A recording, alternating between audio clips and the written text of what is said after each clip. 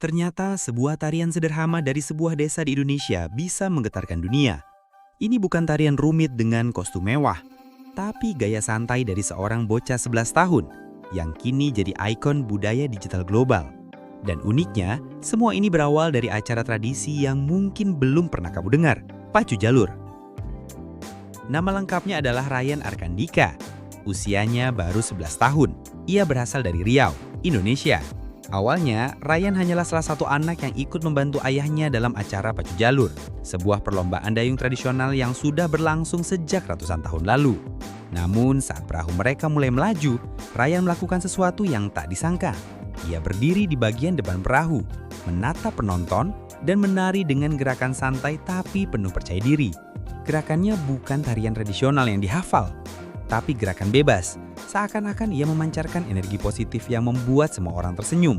Warga menyebutnya aura farming. Kata aura farming awalnya muncul di media sosial. Konsepnya adalah mengumpulkan aura positif dari orang-orang di sekitar kita. Seorang kreator TikTok pertama kali menulis caption, "Dia lagi farming aura guys," di video Ryan.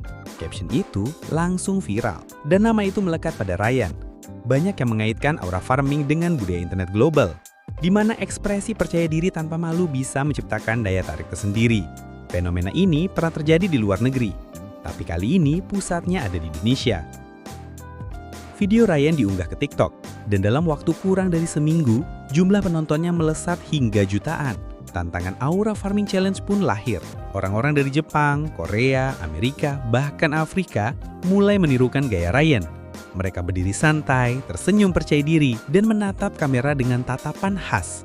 Bahkan, beberapa selebriti dunia ikut mencoba, termasuk influencer dengan jutaan pengikut di Instagram. #Aura Farming menembus tren global di TikTok, dan inilah momen ketika Ryan resmi menjadi fenomena internasional. Banyak yang berpikir Aura Farming hanyalah tarian lucu, tapi kalau kita lihat lebih dalam, ini adalah simbol kepercayaan diri dan kebanggaan. Ryan membawa tradisi lokal ke panggung global tanpa mengubah keasliannya. Ia tetap memakai pakaian sederhana, berada di perahu pacu jalur, dan melakukannya di tengah sorakan penonton desa. Fenomena ini membuktikan bahwa kekuatan budaya tidak harus datang dari kota besar atau acara mewah, tapi bisa lahir dari desa kecil dengan tradisi yang dijaga turun-temurun. Viralnya Aura Farming ternyata memberi efek domino. Banyak wisatawan mulai tertarik datang ke Riau untuk melihat langsung acara Pacu Jalur. UMKM lokal mulai menjual kaos bertema Aura Farming, stiker, hingga merchandise digital di NFT.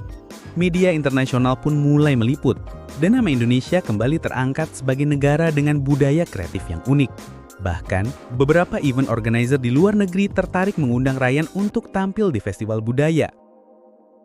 Kalau kita bandingkan, fenomena seperti ini pernah terjadi sebelumnya. Ingat, Gangnam Style dari Korea atau Harlem Shake dari Amerika. Semua itu bermula dari aksi sederhana yang relatable dan mudah ditiru. Bedanya, Aura Farming datang dari momen tradisi asli, bukan dari industri musik besar.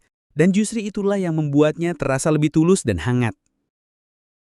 Ternyata memang dunia selalu mencari cerita otentik.